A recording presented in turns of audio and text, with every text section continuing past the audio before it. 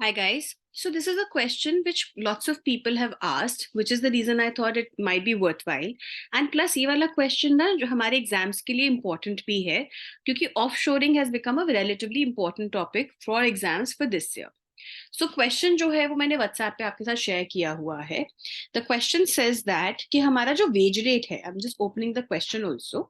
हमारा जो wage rate है वो हमारे home country में high skilled का ज्यादा है. Our wage rate in the home is higher in the skilled category. Let me just open it.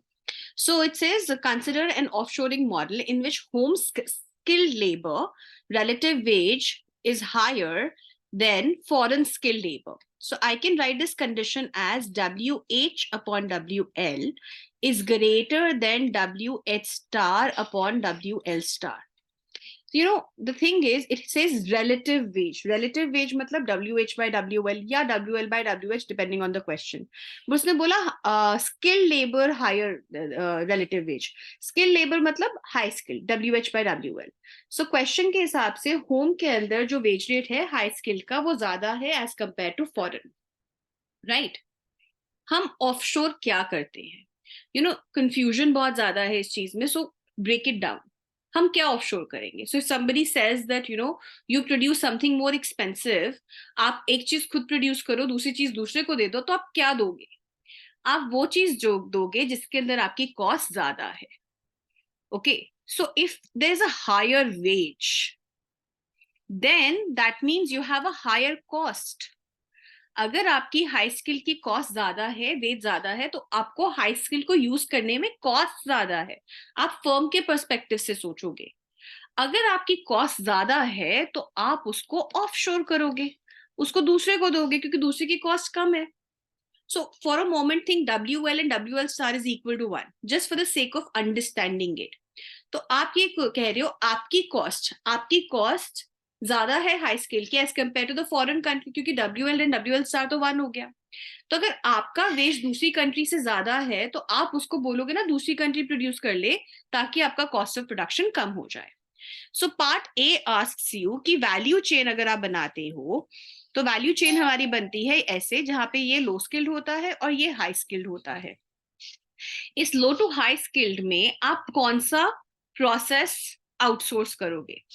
अगर आप आउटसोर्स नहीं करते हो तो ये सारा का सारा आपको खुद को प्रोड्यूस करना है अपनी कंट्री के अंदर. That is the ideal, right? लेकिन अगर आपकी कॉस्ट ज्यादा है किसी चीज की तो आप कुछ चीजों को ऑफशोर कर दोगे.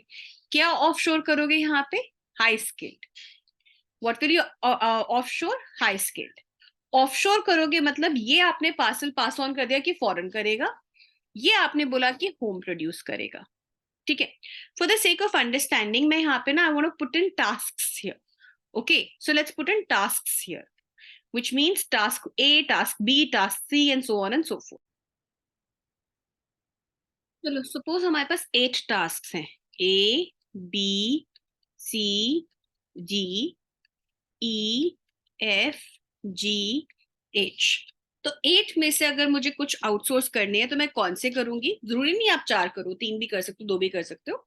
आई have just written ABCD for the sake of me explaining you something in the next step. Okay, तो वो हम लोग कौन से आउटसोर्स करेंगे? हम हाई स्किल वाले तरफ जो है वो आउटसोर्स करेंगे. राइट.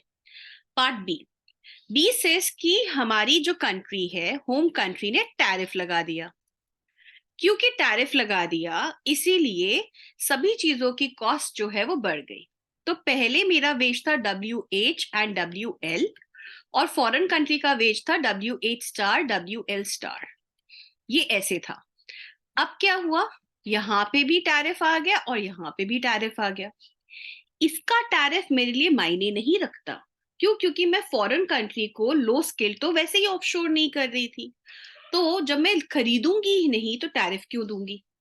क्योंकि लो स्किल का सर्विस मेरी कंट्री के अंदर, ये मेरी कंट्री है, लो स्किल जो है वो मेरी कंट्री में आया ही नहीं तो मैंने टैरिफ दिया ही नहीं. बट हाई स्किल तो आ रहा था ना, और उसके ऊपर मैंने टैरिफ दे दिया. which means that कि पहले अगर मैं उनसे 4 टास्क करा रही थी और इन टास्क की कॉस्ट लेट्स से इसकी थी 100, इसकी थी 110, इसकी थी 120, इसकी थी 130, क्योंकि इसके अंदर 1 पर्सन चाहिए था, इसके अंदर 2 चाहिए थे, इसके अंदर 3 चाहिए थे, इसके अंदर 4 चाहिए थे।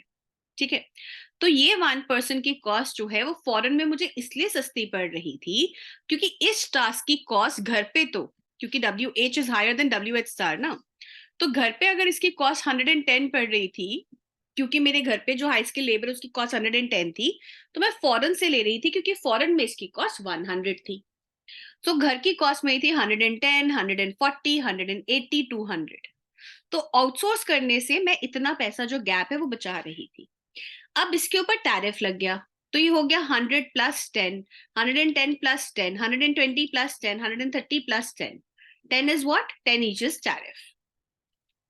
तो क्या हुआ कि ये भी 110 है। अब ये अगर मैं आउटसोर्स करती हूँ तब ये भी मुझे 110 का पड़ेगा। ये तो मैंने दिया फॉरेन प्रोड्यूसर को, ये मैंने दिया अपनी सरकार को एज अ टैरिफ, तो मुझे कॉस्ट कितने की पड़ी? 110 की। तो अगर मेरी ये कॉस्ट और ये कॉस्ट सेम हो गई तो मैं इस ई को अब आउटसोर्स नहीं करूंगी ना। अब मैं इस ई को आउटसोर्स नहीं करूंगी, तो पहले अगर मैं EFGH आउटसोर्स कर रही थी तो मैं सिर्फ FGH आउटसोर्स करूंगी, which means I will not outsource this E. I will take this back home. So tariff लगाने से मेरी ऑफशोरिंग या आउटसोर्सिंग कैसे चेंज हुई? I am now offshoring lesser. Absolutely, अगर मेरा टैरिफ लगेगा आई विल इम्पोर्ट लेसर ना। सेम वे अगर मेरा टैरिफ लग गया तो मैं जो फॉरेन को ऑफशोर कर रही थी I will offshore lesser, right? So far so good. अब इसकी वजह से मेरे उस पे क्या फर्क पड़ता है? RD के ऊपर। So we know this is WH by WL and this is H by L. This is RD, this is RS. This is WH star upon WL star. This is H star upon L star. Again, this is RD and this is RS. Of course, RD star, RS star, RD and RS. इन पे क्या फर्क पड़ा? इसी example से देखते हैं हम। पहले remember earlier E was outsourced, offshored, एक ही बात है हमारे लिए। Now E is not outsourced, correct? तो अब इसको नंबर ऑफ पीपल के हिसाब से देखते हैं, क्योंकि RD/RS में नंबर ऑफ पीपल है। 110, 100 वगैरह वेजेस के मामले में था, right? So let's look at it from the perspective of people. Okay, now let's suppose that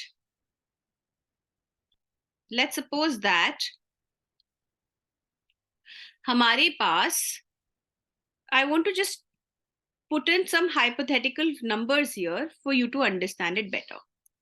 Let's suppose that A को प्रोड्यूस करने के लिए मुझे 2 लेबर चाहिए, B को प्रोड्यूस करने के लिए 2 चाहिए, C 2, D 2, E को प्रोड्यूस करने के लिए need 4 people, 4 people, 4 people, 4 people. Hypothetically, just for the sake of understanding. तो पहले मेरे पास RD कितना था? RD was the demand for high skill upon the demand for low skilled in home, right? So मेरे लिए होम में relatively ये high skilled है, रिलेटिवली है ना, मेरे घर के अंदर क्या हाई स्किल्ड है? मेरे लिए ये हाई स्किल्ड है और ये लो स्किल्ड है। So my demand is 2 + 2 in high skilled and 2 + 2 in home skilled, low skilled. तो मेरे पास जो डिमांड है वो H/L है, which is 1, hypothetically, right? Similarly foreign के अंदर क्या डिमांड है? फॉरेन के अंदर भी रिलेटिवली स्पीकिंग इन 4 प्रोसेसेस के अंदर ये हाई स्किल्ड है और ये लो स्किल्ड है। So 4 + 4 upon 4 + 4, which is 1 again, right? अब क्या हुआ? अब ये जो E प्रोसेस है ये उठ के होम में आ गया, E प्रोसेस उठ के होम में आ गया। तो अब होम की H/L क्या हो गई? नाउ H में मेरे पास आया 4 + 2 + 2, क्योंकि ये दोनों तो मेरे पहले ही हाई थे, अब ये भी एक हाई में ऐड हो गया ना। So 4 + 2 + 2 upon 2 + 2, whatever this is, but we know that this is greater than 1. This is greater than 1, which means that I can safely say that RD at home rises. Why is RD at home rises? Because my 4 + 2 + 2 upon 2 + 2 is greater than 1. ये मैंने sign तो गलत लगा दिया, is greater than 1. is greater than 1. Right? So since it is greater than 1, that means कि मेरे पास RD बढ़ गया, क्योंकि पहले 1 था, 1 से ज्यादा है. फॉरेन के अंदर क्या हुआ? फॉरेन के अंदर मेरे पास टास्क रह गए FGH, जिसमें से GH 4+4 तो हाई स्किल्ड है, और F जो है वो लो स्किल्ड है, which is only 4.